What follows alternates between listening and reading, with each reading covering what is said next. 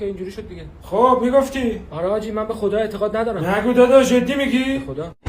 خب چه خبر، چیکارا کردی؟ سلامتی. تو خوبی؟ شنیدم مریض بودی، بهتر شدی؟ آره بهترم، خوب شدم. خب خدا شد.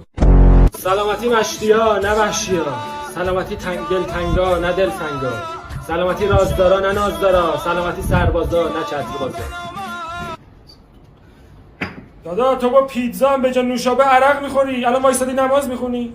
نه ببین نماز همیشه اولویت. و تو میگی به خدا اعتقاد نداری؟ چه ربطی داره؟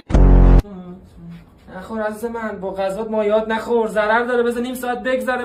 داداش دمت گرم، عالی بود، خیلی خوردم. نوش جونت دادا. بعد غذا چایی میچسبه. خدا وعد نده، این چه قرصی میخوری؟ قرص قنده. باورت میشه تو این سن دارم قرص قند میخورم؟ شدیم رفت اصلا جوونی پیر شدیم. چقدر زنگ میزنی؟ خب باشه گفتم میگیرم میارم دیگه، چه گیری افتادی ما؟ دادا کی بود؟ حضرت مادر، اگه داری قدرشو بده. خب تو اگه به خدا و مقدسات اعتقاد نداری به چی اعتقاد داری؟ ما به طبیعت و علم و اینا اعتقاد داریم. یا ابوالفضل چی گفتی؟ چرا رعد و برقی زده حاجی؟ آره صدا طبیعت بود، ازت تشکر کرد. دیدی همین، ببین این واقعیه، پیام واقعیه که داره.